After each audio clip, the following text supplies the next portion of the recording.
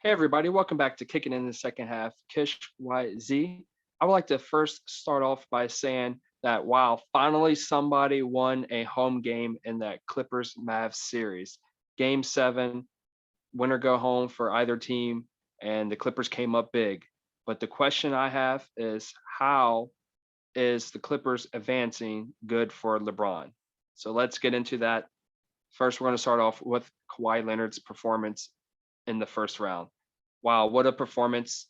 This was something that we were expecting to see last season in the playoffs, especially specifically because of all the hype of which team was the better team between the two LA teams. And people were definitely expecting the Clippers to be the team in the NBA Finals. And even though that didn't happen, apparently they didn't let that get them down as far as repeating that same mistake, which looked like it started out that way when they went 0-2 against the first two games against the Mavs in this series, which both of them were home court games for the Clippers. So it looked like they were definitely tunneling down that road. But with the Clippers making it past the first round and the way Kawhi Leonard's playing, the way Paul George is playing, and his teammates, is it wrong to say that Kawhi Leonard is the best player in LA, at least as of right now, until LeBron or AD become 100%? I think that's what we have to say. I think that is the narrative now, is that Kawhi Leonard, as of right now, is the best player in LA. And let's just see what this does as far as what difference did the Clippers make, maybe going from last year to going to this year. Like I said, comparing the two playoff performances, I know it was only round one, but the way they went out last year, I think that was round two after beating the Mavs and then losing to the Denver Nuggets is just unforgivable in a way. Um, so let's move forward to now. So it looks like the Clippers, they finally found the voice and identity. And I think we saw that especially after the first two losses against the Mavericks in this past first round series, where Kawhi Leonard is actually being more vocal and he is getting on teammates and holding teammates accountable. Because, a couple games there, he was having good games, looking at the numbers, looking at the stats. It's like, you look like a great player on paper, but is that enough? And the answer is no, it's not enough. If you want to be a leader, if you want to carry a team, you need somebody to be the vocal leader. And with this Clippers culture and the way it was built last year, with him going to LA and him wanting them to sign Paul George, you needed to identify this culture and you needed to be the one to be the voice, to be the leader of this, because this was built based off your requests and what you wanted. And now we're finally seeing him be what he needed to be last year. And that to me is coming about because of the guidance from Rondo. There's been a couple times in this past series where Rondo kind of got on him, especially I think it was the shot that Kawhi took at the end of game 6, which cost them game 6. Or no, maybe it was game 5. I'm sorry, game 5 in LA, and Kawhi kind of airballed the 3-point shot there from the corner, and Rondo just gave him a stare down look, like, "What was that? What did you just do? Like that's not, um, that wasn't a great look. That wasn't a great shot. There was better options. You know better than that. You should be able to perform better under pressure and make the right play. Like don't get yourself down that hole." And with that being said, it seems like the Clippers have finally, you know, the price that they paid for Rajon Rondo has finally paid off because of them wanting him initially and then not getting him in the offseason, but making the trade with Atlanta in the middle of the season before the trade deadline. They're finally getting what they wanted and finally getting what they need. And hopefully this keeps Kawhi Leonard boosted, keeps him going, keeps him motivated to help his team win in advance. So what does that mean for the future? With all this being said, and them just getting out the first round, obviously they would need to make it further. The second round is still not enough, but you're going against the Utah Jazz, so that's going to be tough. But if they do succeed in this, let's just look at what this would mean if they make it to the NBA Finals.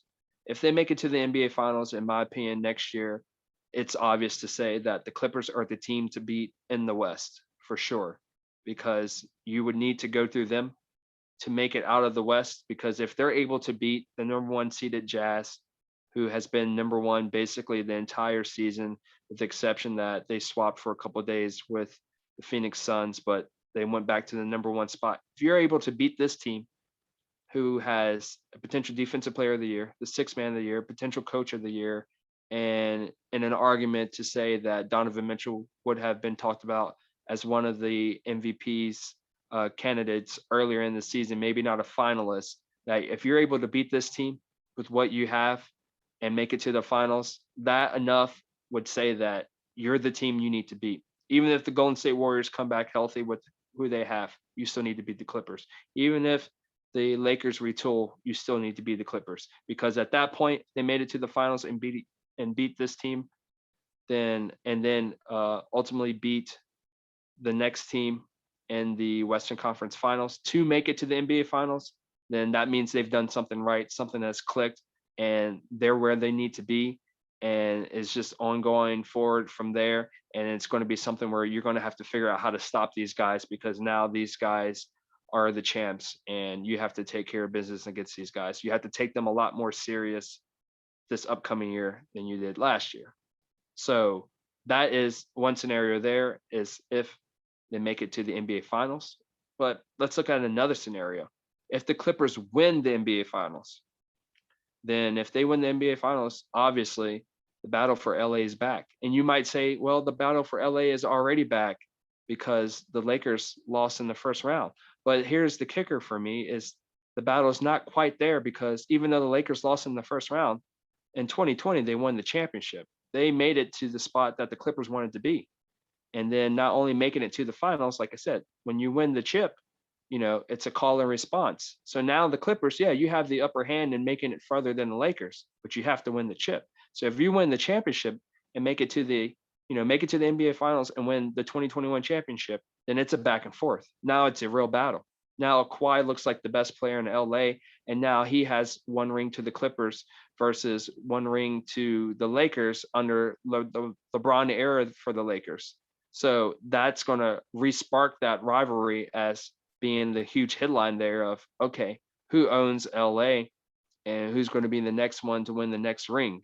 In my opinion, between these two teams alone, that's going to be the headline. Like I said, this is if the Los Angeles Clippers win the championship this year, because who knows who they would have to face to win this. I mean, we can obviously assume that, it's going to be probably like the Bucks next, or Sixers. I mean, could be the Hawks if the Hawks come out somehow, but at least between the first three teams there, those are tough teams. So if you could beat either one of those teams after making it out of the West, then congratulations there, and that would be enough set to put your stamp and kind of, forget a little bit about what happened in 2020. And then 2020 becomes a big what if of, what if they didn't play in the bubble? What if they played like in a normal season? Would they have made it further? Would Paul George might not have that, that, I don't want to say disability, but that kind of hiccup as far as him being mind blocked by his own perception of things that would have led to some form of depression that he suffered from. So, not to get too far into that, but like I had mentioned, they won the finals. I mean, Kawhi would definitely be king. There will probably be narratives of people saying that Kawhi Leonard's the king of the league. Like I say, if you're going against the Nets and you beat them, if you're going against the Milwaukee Bucks and you beat them for sure, or the Sixers, assuming Embiid's healthy and you beat them, then, that narrative's going to be coming out again, not just the king of LA, but he might be considered by some, probably not by me, but by some, as the best player in the world. But yeah, that's something to look forward to. But also, let's go back to LeBron and company, which brings me back to the original part of this video, the main topic of how will the Clippers advancing, or if they do advance this far, how is this making good sense for LeBron? What is it triggering to make a situation that is great for LeBron? And for me, it has to come down to LeBron and, his company are becoming the underdogs now. They are going to be the team that is going to look like the lesser of the teams in LA for sure between Kawhi Leonard's Clippers and LeBron's Lakers. And that's just because of you're going to go off of the most recent season, which would be the narrative of the Clippers won the 2021 NBA title and the Lakers got bounced in the first round. But the good thing is LeBron always plays with, when he plays in the situation where he is an underdog, I think that's when he performs best. We saw when he was in Miami the first year when they were basically, favorites all across the board to win the championship, and they crumbled under and did not win. They lost against the Mavs. I think that was a 6-game series. And the next season, people just, you know, obviously they still look like a great team, but people just kind of looked at them like, are you going to repeat that this year? Same thing like what the Clippers just did. And I think if that happens with the Lakers, and the Clippers here in this scenario, that LeBron is going to be hungry to make sure he does everything what he can to win a championship once more and to be better than the Clippers and to take the Clippers out like we saw him do in 2012 during that whole regular season. Not the finals per se, because you were going against a young OKC team led by Kevin Durant, Russell Westbrook, and James Harden off the bench. But through that whole regular season, I mean, I would say that he was probably a favorite in 2013 after winning in 2012 because of the repeat. But, when we saw him going against the Golden State Warriors and they won in 2016, the Cavaliers there, after basically, losing against that same exact team the year before in 2015, comes back with everybody, his full squad for 2016, was an underdog, and he won there. And then, so forth with last year in 2020 with the Clippers being, the talk of the news, mostly because of Kawhi just winning the championship in 2019 and building the team the way he wanted it, that the Clippers were going to be the favorites to win the championship and not the Lakers. So once again, that underdog branding of the team is what I think, in my opinion, what really drives LeBron James to be great. But, there's health concerns here. So it just depends. And then along with that health concern comes into recruitment. Now, I don't know all the details about how the Lakers can work out their, free agency as far as trying to sign players or what they can do with trades. But we know that, there's different scenarios where teams can just almost trade everybody away except for their main pieces to make things work.